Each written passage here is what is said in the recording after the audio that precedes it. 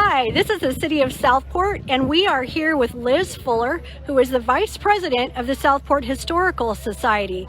And today we have a very special event here at Fort Johnston on the Garrison lawn that's getting ready to launch in just a few moments, but we thought we'd catch Liz and get a few words from her on the event and what's happening today. Liz, can you tell us about it?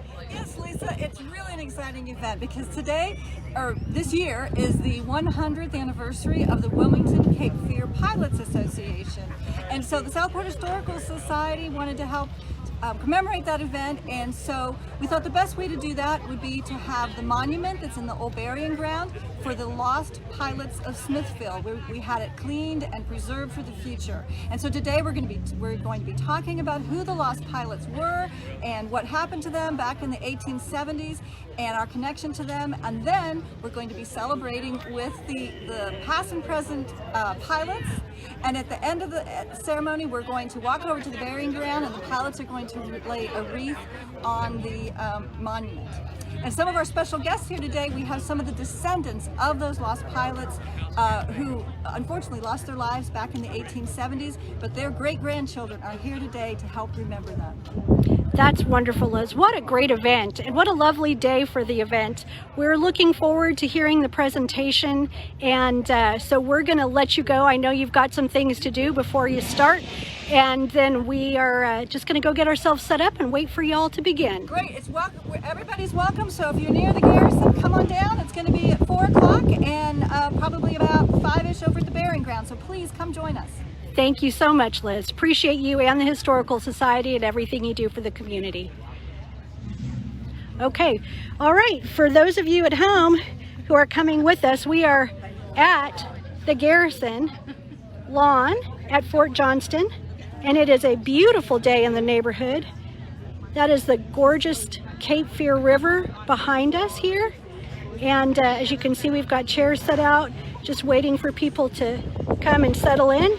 And we're going to go ahead and find our spot for the camera so you guys get a good seat too. So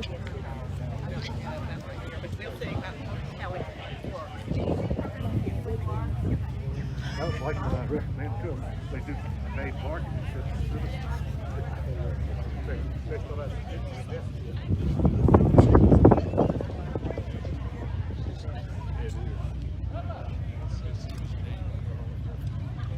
And there is the lovely Fort Johnston. If you haven't been to Fort Johnston before, we encourage you to come. There's a wonderful museum about the history of Southport, and there's always a lot to learn. Even if you have lived here your whole life, I bet you'd still learn something new in the museum. So we are open at Fort Johnston with the Visitor Center Monday through Saturday. So please do come down when you get a moment, check out the exhibits.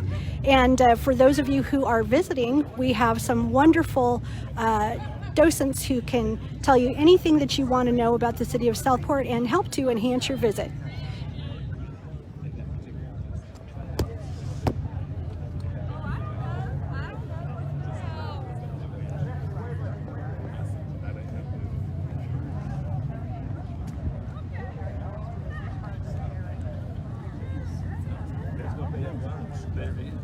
How's Melissa doing? Good. We're going to be able to get our flags through here where the scouts are going to be on their color guard. Just too wide, just a little bit. I don't want them to take anything out. Thanks for exciting. Okay. That's great. That's wonderful. Thank you for that.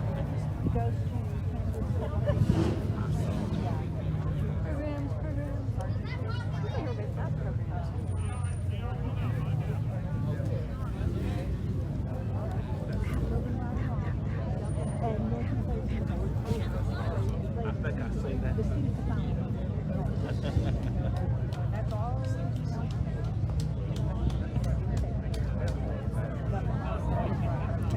Well, it's good to see y'all. I'll see y'all soon. Tell Melissa I said hey. I will.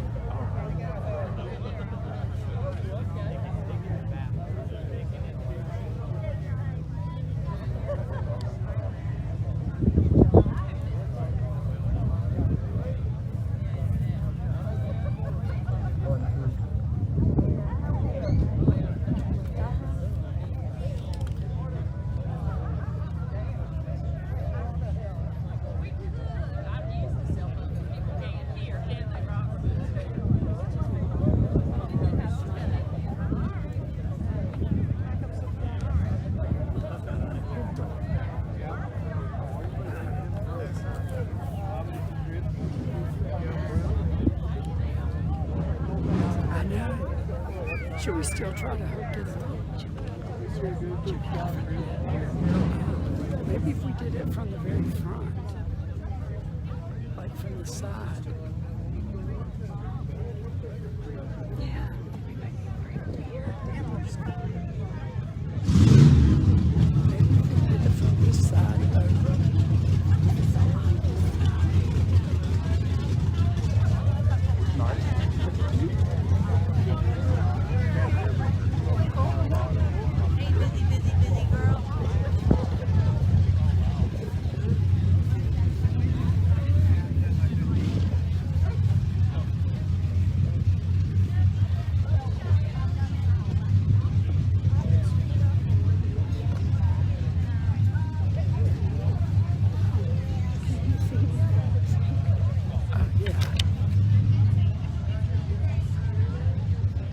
Looks pretty good.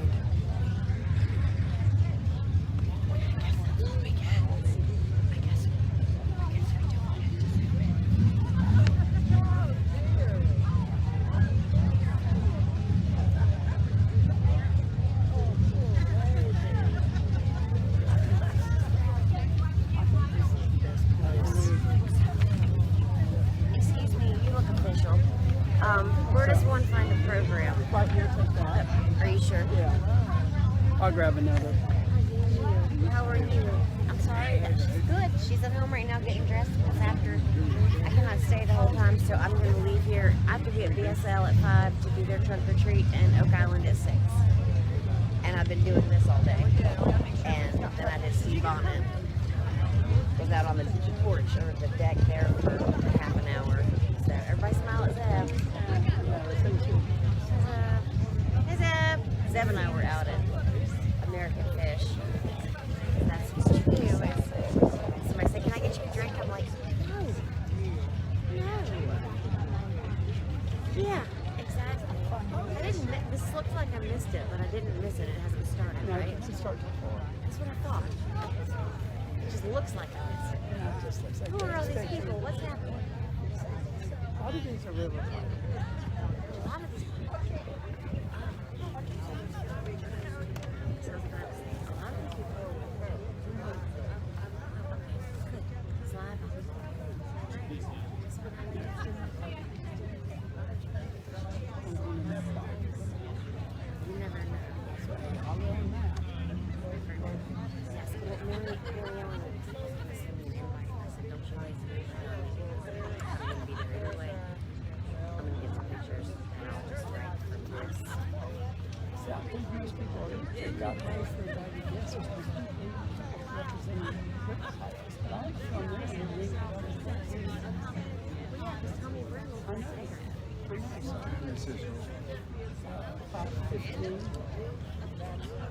This is over by 5, and then you go to the cemetery.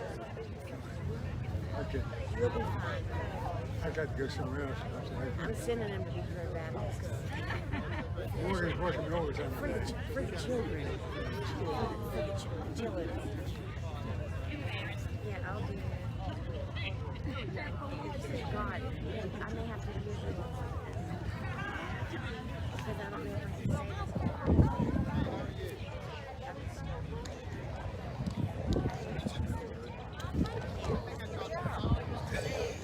You did it just for me. Didn't you? Yes, taking care of animals and smoking. So I'll get it.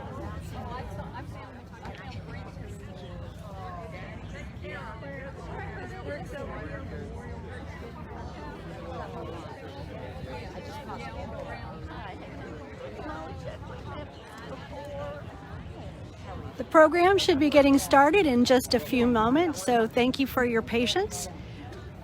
We did move you up so you got a better seat. Audience at home.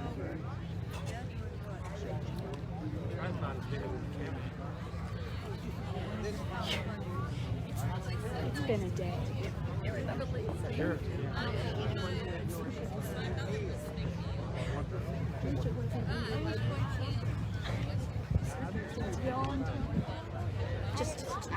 We can't caught it first while walking.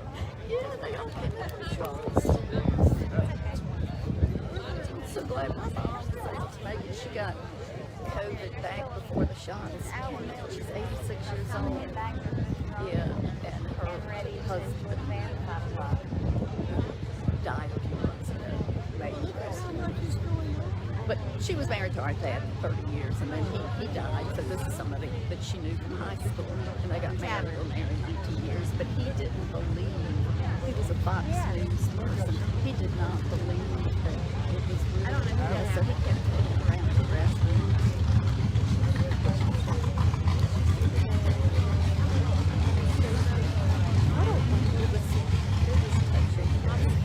But I heard that my grandmother's Afghan at times has brought you some comfort.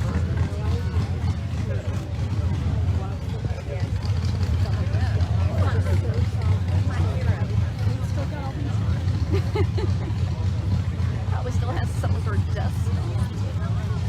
Yeah, when I was here, I'm going to go to Got my own bed. Spring Lake Park.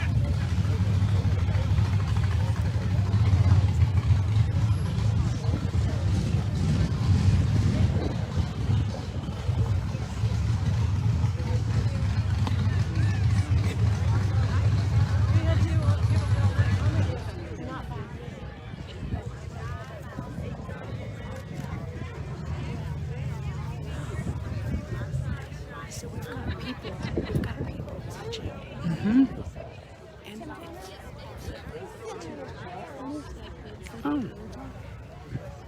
it's fine. No, I don't. That's fine.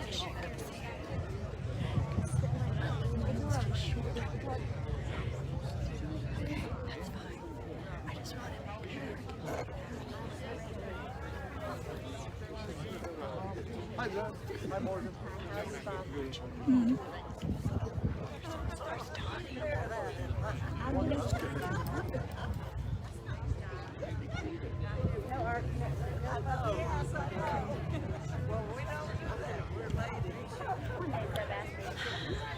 We need holsters.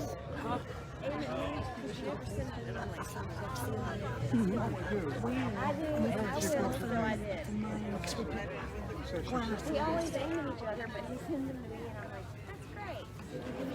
We do this. That's nice. So I started sending them. Tommy Brindle's the guest speaker.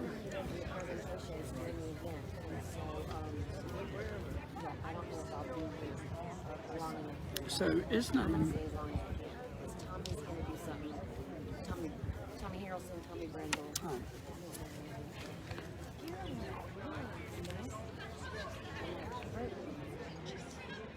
We don't need to do anything. I was like,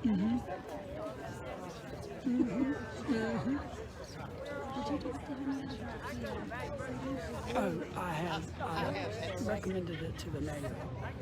He's got to make the invitation.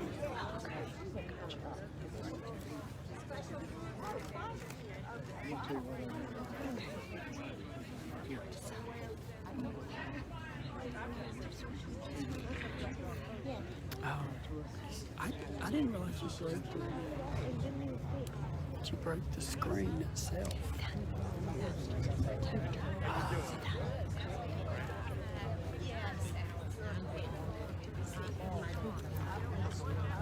you got, yeah, I've got that roller in my hand. Oh God.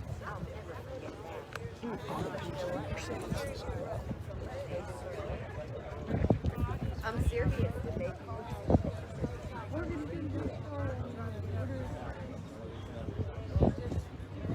I think that looks good.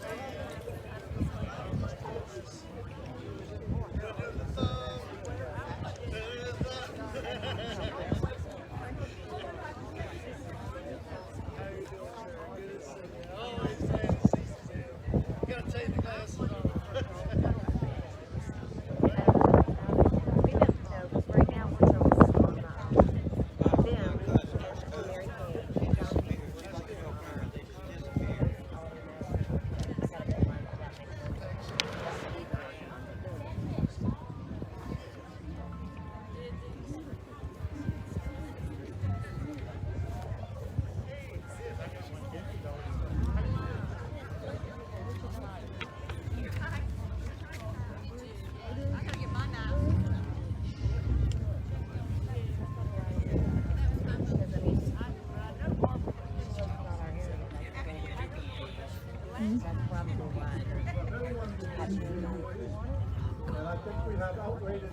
start. A little less rumbling at this point. Also, I would like to take a moment and join me in silencing your phones.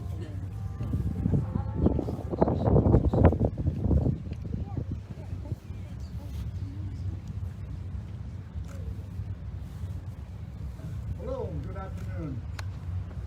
I'm Bob Surridge, President of the Southport Historical Society, and we're really pleased that you can join us today. The year 2021 marks the 100th anniversary of the Wilmington Cape Fear Pilots Association. The Historical Society thought that an appropriate way to commemorate the anniversary would be to professionally clean and preserve the monument to the 10 Smithville pilots who lost their lives in the 1970s, and also to host a ceremony of remembrance for those brave men. So today is both a celebration of the Pilots Association and all they have contributed to Southport, and an opportunity to remember the earlier pilots who lost their lives at sea.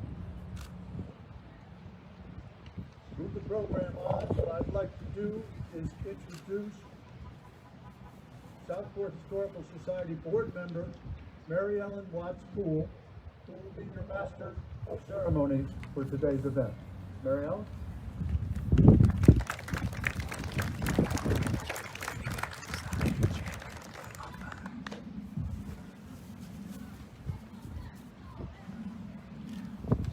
Thank you, Bob. Before we start our program, I'd like to talk about the Southport Historical Society and the North Carolina Maritime Museum at Southport. The Society is a nonprofit organization, and we rely on donations and volunteerism to keep our history alive.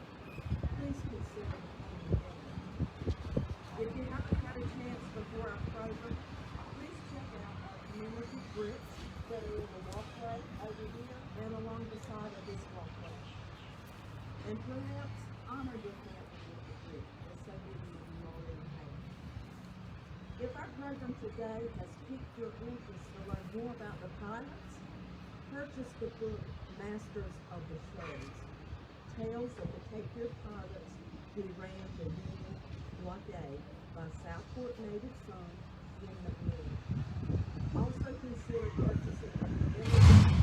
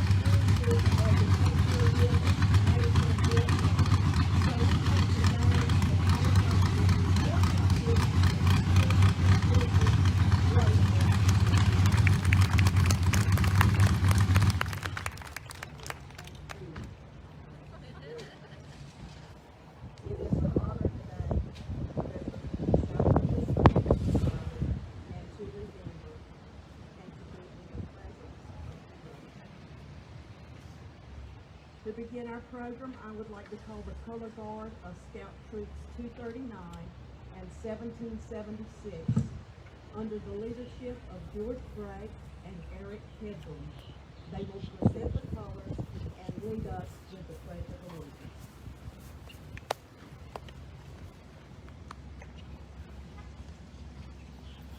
Color Guard attention. Color Guard forward march.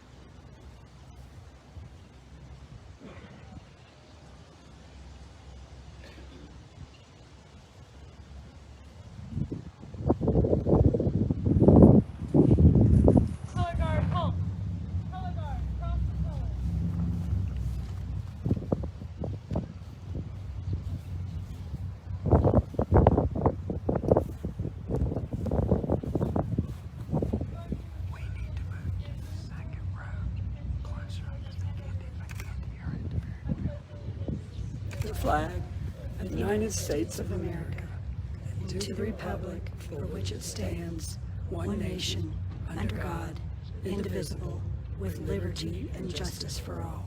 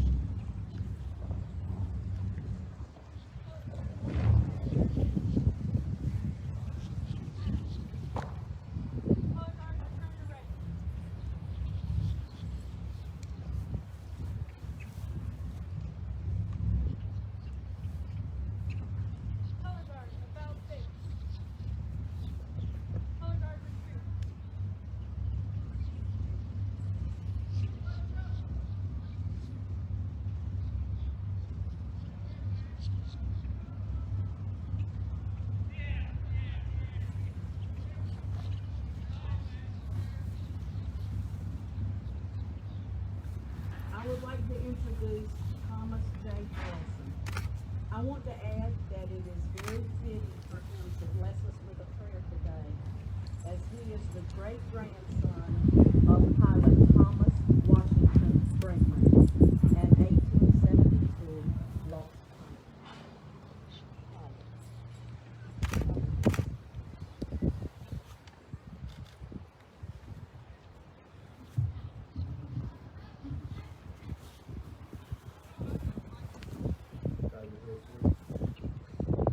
Heavenly Father, creator of the seas, bless us as we assemble to this most solemn remembrance.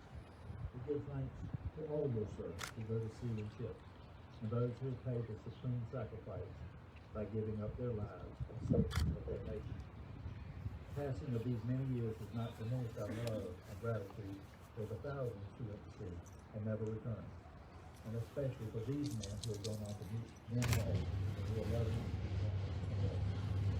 so Father, grant the families who are lost at sea peace and comfort and the joy of service to their fellow men and women, and in the knowledge that they serve you as Lord, our lifeless and protector.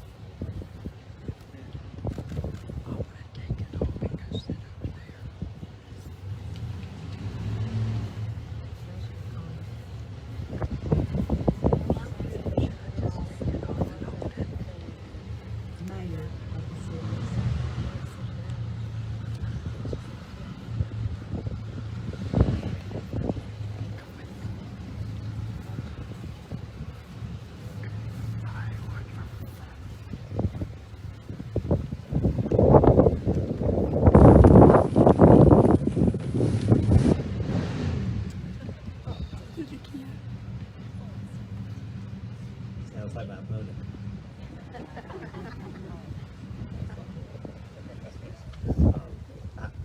It's great to be here today. It's wonderful to be here today and see so many familiar faces, and to be able to welcome you on behalf of the city. We gather to celebrate the Wilmington Cape Fear Pilots Association 100th anniversary and to remember lost pilots of Smithville. As mayor on behalf of the city of Southport, it is an honor for me to be here, and I want to thank Mary Ellen for asking me to join you today. And I want to congratulate the Pilots Association and all the pilots that are here today on their official centennial anniversary. And I want to thank the Southport Historical Society for sponsoring this special occasion. Southport's history and heritage is important to me and to our citizens. The river pilots were some of the first settlers of Smithville, and their courage and their knowledge of the Cape Fear River was unparalleled. As mayor, I'm dedicated to working with the Historical Society and the NC Maritime Museum and other organizations in preserving our history, in particular the history of our river pilots, whose tradition continues over the centuries of time. We celebrate these 100 years, and we remember the lost pilots of Smithville as we bring their story and their spirit to life. Thank you.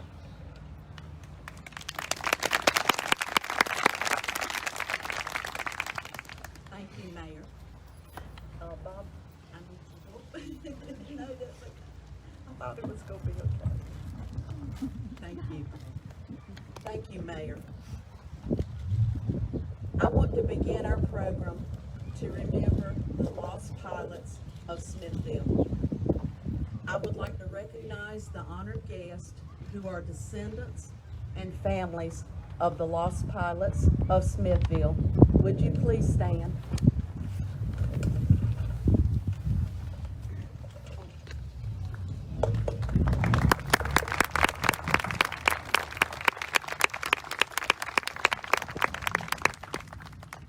We thank you for being with us today.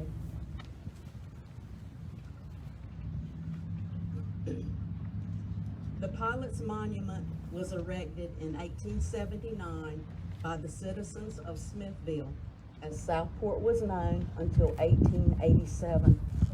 The townspeople were mourning the deaths of 10 pilots who had been lost at sea. The men were lost in 2 separate storms, occurring 5 years apart, in 1872 and 1877. The first tragedy took the lives of 5 pilots: Thomas W. Brinkman, 34, and Joseph W. Benson, 48, who had been blockade runners during the Civil War, as well as John D. Trout, 24, James R. Sellers, 21, and Robert St. George, 22.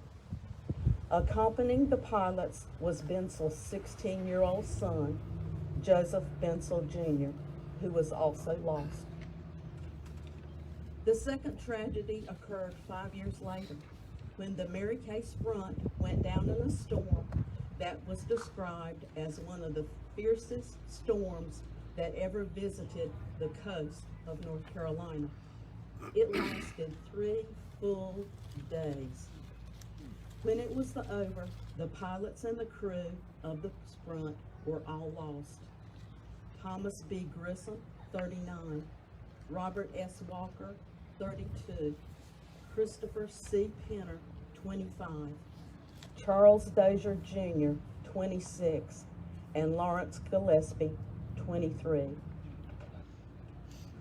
Funds to erect the monument were raised by donations and benefits held in Smithville. In fact, those entertainment and music that people enjoyed, they were held right here on the Garrison lawn where you sit today. Colonel Pennington was the commander of Fort Johnston, and he held those several nights of entertainment to raise those funds. And this is what his quote that we found in the original document, the news report of the event. He raised these funds so that, quote, "Those who live after us may find the virtues and gallant deeds of their ancestors recorded on the imperishable stone." Please enjoy the picture in front of us, and you will see that the monument has been cleaned and is quite beautiful. The monument was dedicated in a ceremony in May of 1879, held at the Smithville Burying Ground and attended by many of the citizens of Smithville. Dignitaries from Wilmington, including the harbor master and the commissioners of navigation, came to attend. They were met by the Committee of Pilots in Smithville, where flags were being flown at half-mast in honor of the fallen men. The monument was dedicated with prayers, hymns, speeches, and songs. It was estimated that it was the largest assemblage ever congregated in Smithville. At the dedication of the monument in 1879, one of the songs that was sung was "Peace, Be Still." I present to you Miss Cindy Sellers, soloist, and a long-standing society member, to perform this same song for us today. Miss Sellers is the music director and organist for the Village Chapel of Bald Head Island.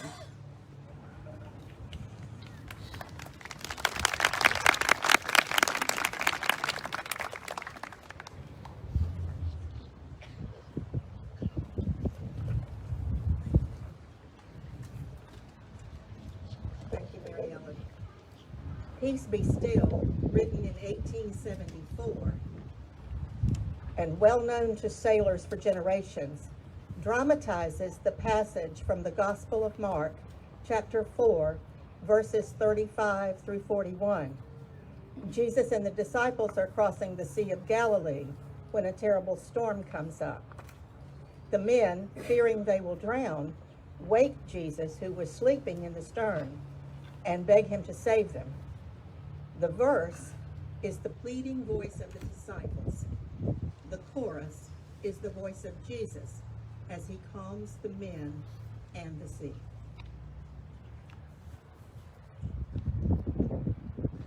Master, the tempest is raging, the billows are tossing high. The sky is o'ershadowed with blackness, no shelter or help is nigh. Carest thou not that we perish? How canst thou lie asleep, when each moment so madly is threatening a grave in the angry deep? The winds and the waves shall obey my will. Peace, be still. Whether the wrath of the storm-tossed sea, or demons or men, or whatever it be, no water can swallow the ship where lies the master of ocean and earth and skies.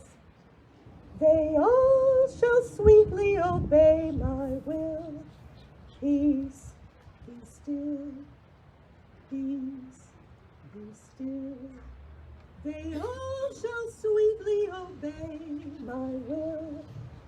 Peace, peace, be still.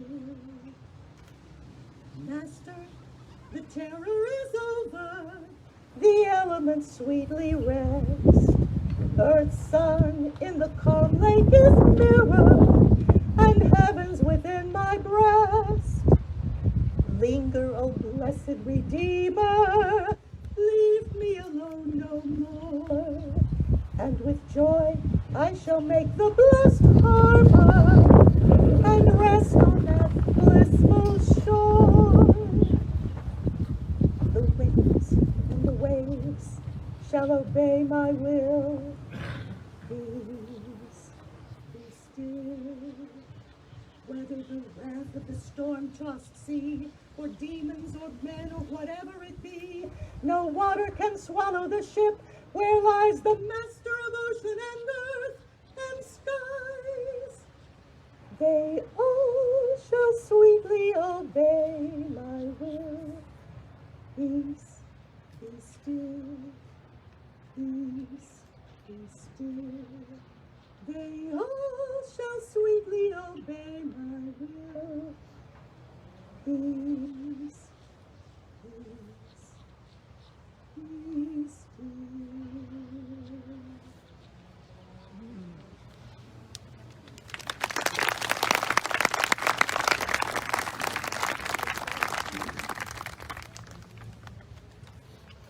Thank you, Cindy. Cindy's lovely song closes our remembrance to the lost pilots of Smithville. Please share with me in a moment of silence to honor these brave men.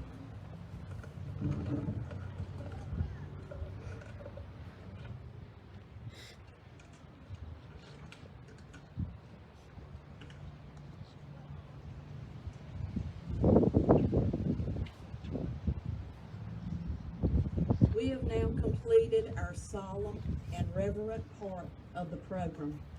Now let us switch to a celebration of the 100th anniversary of the Wilmington Cape Fear Pilots Association.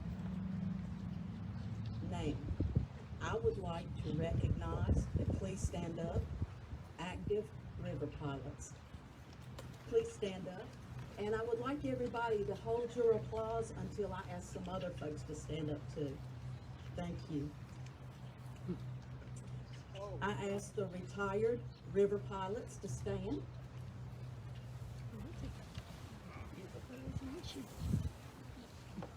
The widows of the river pilots.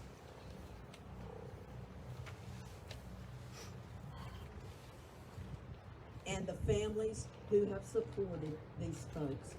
Please stand.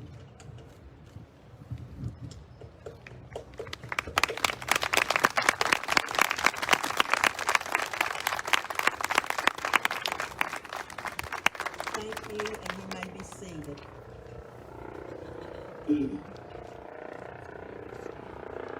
We are celebrating today, and anytime the Southport Historical Society has an event, gets together, or just sporadically meets one another, or anyone else, we talk about history, and we try to give somebody a history lesson. Now, here is my history lesson for you today. It's about the color magenta. Now you ask me, what does magenta have to do with history? And what does magenta have to do with river pilots? Many of you are familiar with Bill Reeves' book, The Chronology of Southport, which is Smithville. Debbie Malachek, a member of the society and an excellent researcher, led me to this chronology for 1902. An article was written in a magazine about pilots, the heroes of the rivers. The pilots, excuse me, I need to quit listening to Jimmy Buffett music. The pilots were the dandies of the river towns. They wore fine clothing, and every boy hoped someday to become a river pilot. During this period of time, men wore dress gloves. It was 1902. They wore them as a fashion accessory and also a necessity. It was said that the pilots were seen fitting their fingers into their magenta kid gloves. They wore magenta kid gloves. I actually found this reference in the original publication entitled Everybody's Magazine in January of 1902 edition. In this magazine, I found this reference that magenta was the pilot's color in gloves, and it was his badge of his calling. In talking to a retired river pilot and asking him why is magenta so important to a river pilot, I was given a lesson in navigation. River pilots use nautical charts to navigate the waters. Small objects such as buoys and markers are shown in a magenta color on these nautical charts. Because charts are used at night under red light to keep from impairing their night vision, the color magenta shows up best at night and in the daytime. Buoys and dayboards that are actually red are indicated in magenta.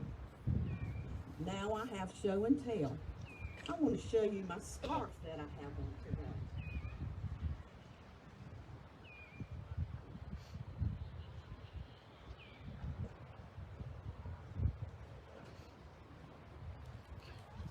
If you can see it, it is overlaid by a nautical chart. And if you can see it closely, it has little magenta dots on it.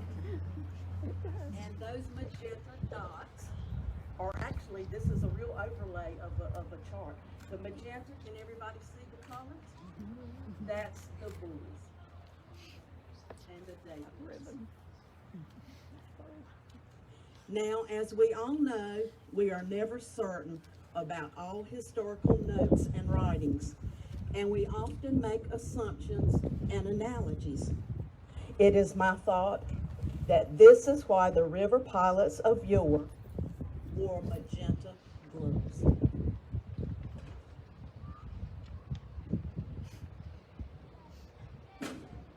And today, I wear my magenta gloves in honoring these brave men of the river.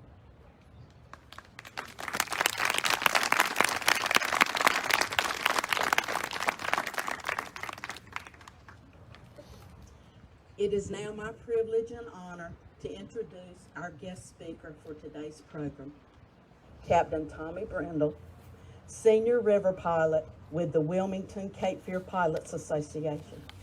Before I ask Tommy to come to the podium, I must add that he has been very instrumental in keeping the history alive of the Wilmington Cape Fear Pilots Association. I also have to say that Tommy is a humble and modest man, but I must share with you today that he has a rich heritage. Although the old ways were ruled by nepotism, because of new regulations over time, today's pilots have no family members. However, Captain Brindle is, at least, as there is documentation, a fifth-generation pilot, beginning with James S. Newton, Walker Newton, Margie Newton, Richard Brindle, and now I present to you Captain Tommy Brindle.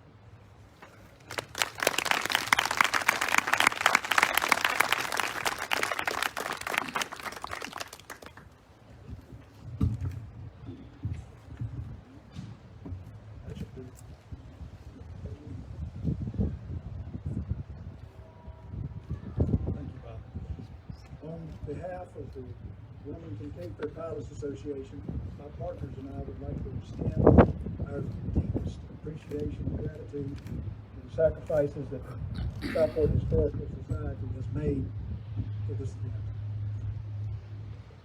We're most humbled by the fact that they were aware of this 100-year celebration and the anniversary being this year. They were aware of it, they initiated, called us, and put on this great celebration. We really thank you so much. So we know that pilots have been here in this area since our beginnings, and that's over 300 years ago, a long time. Thankfully, when the Historical Society came to me and asked me if I would speak, I'm thinking 300 years, you know. And thankfully, they just asked me to speak on the most recent 100 years of piloting. And by the way, they asked me, told me I needed to do it in 5 minutes or less. So we have just remembered tragic events that took place during the old ways of river piloting. And I'm so thankful that I didn't have to pilot during that time. And I'm sure my partners feel the same way. But sometimes knowing the past is a great way to understand the present. So try to visualize with me, if you will, as we hop back and forth between now and then. Back then, there were as many as 65 pilots in direct competition for one ship. Who's going to get there first? That was all that was on their minds. Today, there are only 7 pilots, and we get to take turns, just like we were taught in kindergarten. Pilot boats of those days left the dock with enough pilots and provisions to patrol 50, 70, even 100 miles from here in hopes of finding a customer. Today, usually one pilot leaves the dock only 1 hour early for the 10-mile trip to meet the scheduled arrival at the Cape Fear Seabuoy.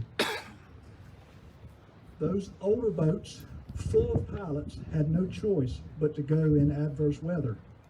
Today, we're afforded the opportunity to make much safer decisions without fear of losing a customer.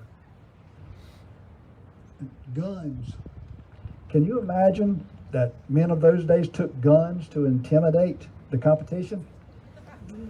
Thankfully, today, we only have to battle the weather. We take much less intimidating equipment, like a life vest, navigation computer, maybe a coffee mug or a pilot hat to welcome our customer. Not only did they battle one another at sea, but they brought the battle to shore as well. There was at least one account back then when a dispute among pilots was settled with a tar and feathering. I'm a little ashamed to say that from an 1842 newspaper reporting of the event, my great-great-grandfather was the first to be named of 13 participants and was one of 4 who received jail time. It was over, from what I read, a strike. The pilots were striking for better pilotage rates or tariffs. And one of the pilots was known to say, if anybody breaks this strike line, he should be tarred and feathered. But that very pilot was the one that went and brought a ship in and broke the strike. Today, members of our association are a little more civil. Our tightly governed association has formal business meetings where yays and nays rule, mostly. And there's a navigation commission supporting if needed. In the old days, pilots needed a second skill or trade as there were no guarantees of income. Today, a backup skill is not necessary.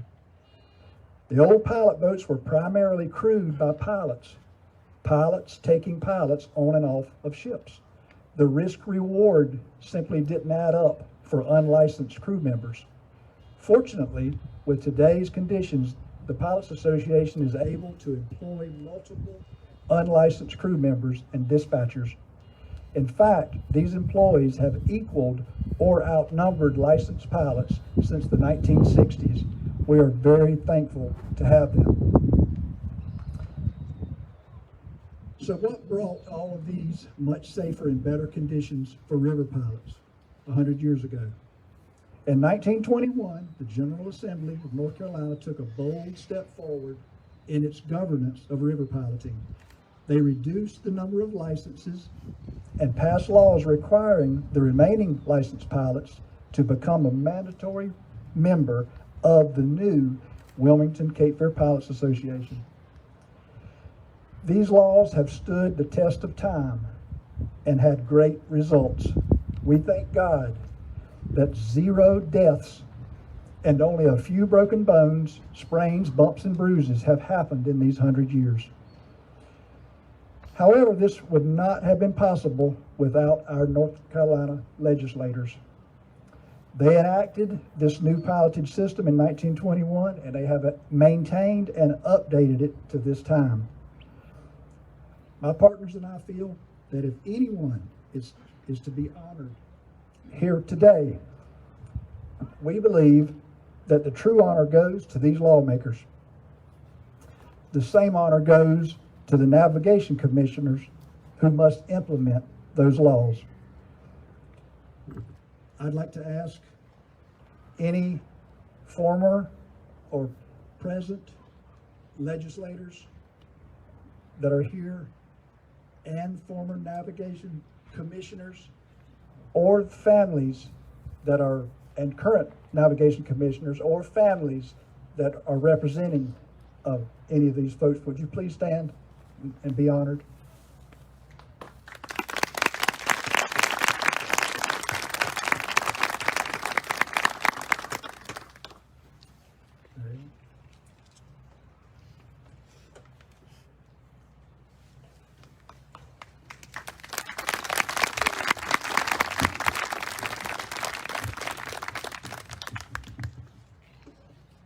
Thank you very much, Tommy. It has been a pleasure to spend time with you and talk to you in making this program possible today, and we appreciate it more than you will ever know. Thank you. I now call our Southport Historical Society President, Bob Surridge, for presentations.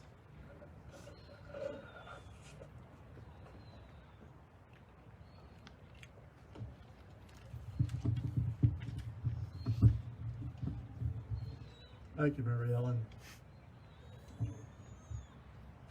Reference to history and the fact that amateur historians like myself, we like to talk about history. And the topic has been opened up already because there's been mention of Bill Reeves and his chronology of Southport. Bill Reeves was a charter member of the Southport Historical Society, and he published a 5-volume, 1,200-page chronology of Southport. In those 1,200 pages, there are over 17,000 entries. Seems like that would be a work of a lifetime for anyone. And I can't tell you how much as an amateur historian we appreciate the work that Bill Reeves did.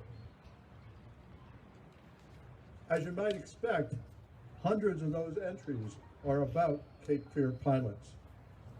One of the earliest entries is dated January 6, 1776, when the Wilmington Committee of Safety ordered that river pilots be taken into protective custody, an order that clearly indicates the historical importance of the Cape Fear pilots and the respect and the admiration we afford to these dedicated public servants. So today, to commemorate the 100th anniversary of the Cape Fear Pilots Association, the Historical Society would like to present the association with copies of all 5 volumes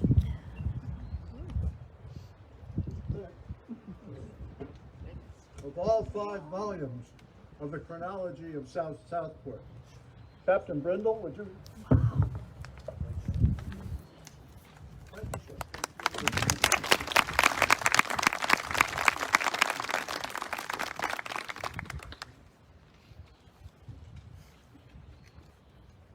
Fortunate today that with us today is Debbie Malachek, who is the granddaughter of the last civilian keeper of the Cape Fear River Lights. Debbie's grandfather, Franto Malachek II, joined the U.S. Lighthouse Service at the Charleston headquarters for the 6th District in 1923. At that time, the district ran from New River Inlet, North Carolina, down through South Carolina and Georgia coast to Hillsborough Inlet.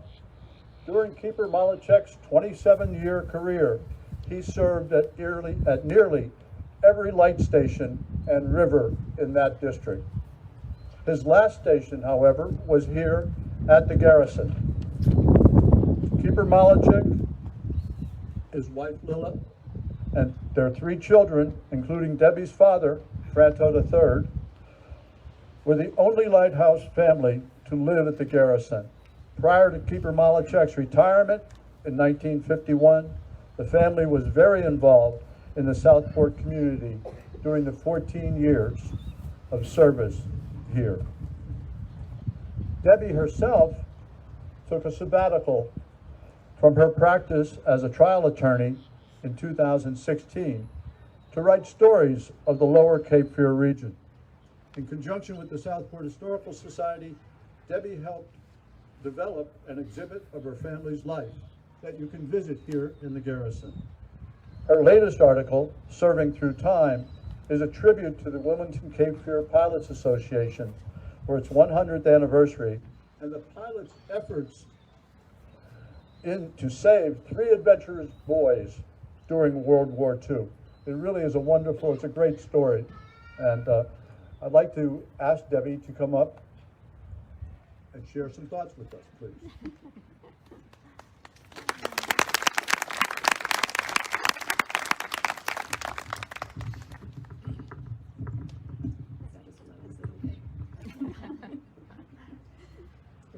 In 1944, the Stateport Pilot ran a short story on its front page. The article described the horrified faces of people who heard the screams of 3 boys on the river. The boys clung to their sailboat that had overturned.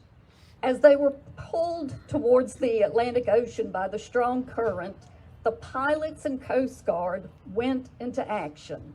Assisting them was their reliable boat, the R.R. Stone. The 3 teenagers the pilots would attempt to save that day were Lou Newton, Bobby Brown, and Franto Malachek III, my father. That short 1944 article blossomed into my story about the pilot's 100th anniversary. When I say it blossomed, the 1944 story was 100 words. 5 characters or people were in the story. With the help of my good friend, Tommy Brindle, our wonderful story, Serving Through Time, is about 9,000 words. 90 of Tommy's relatives and friends are named.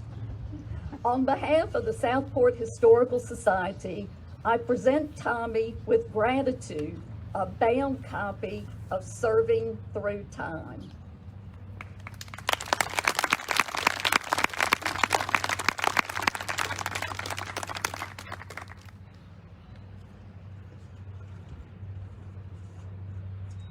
Mayor Hayden. Since returning to Southport about 11 years ago, I have made many friends.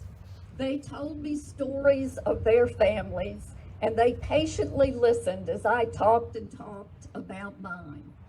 For the past 2 years, when I have attended Southport events, I have seen you supporting your community with great joy. On behalf of my mother, Rachel, and our family, we thank you and the city for your efforts in advancing and protecting Southport's historic heritage. On behalf of the Southport Historical Society, we present to you a bound copy of Serving Through Time.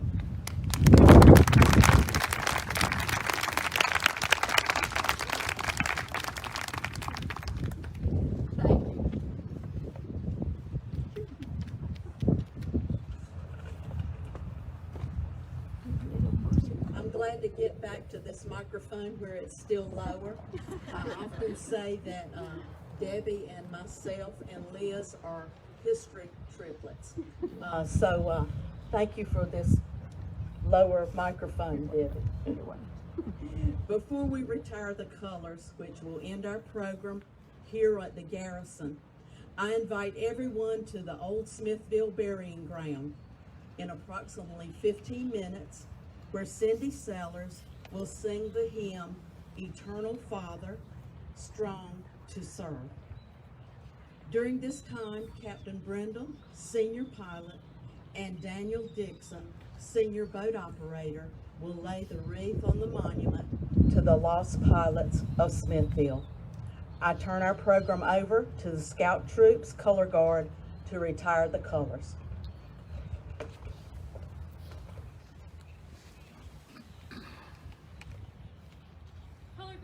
Attention! Color guard, forward march!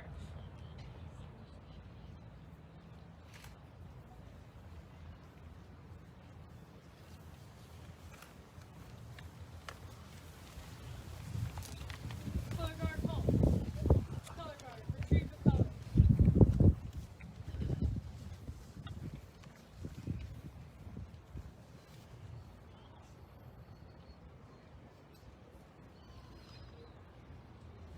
Color guard, return to rank.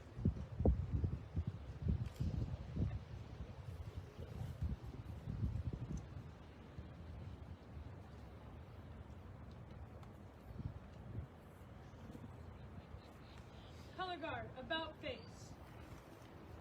Color guard, retreat.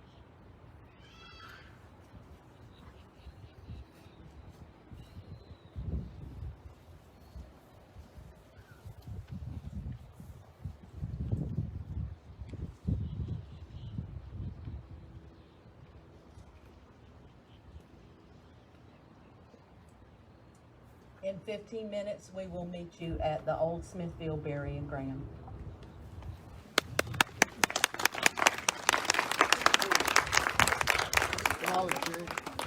You didn't tell them that Francis was the best guard you ever had in basketball. Stop it.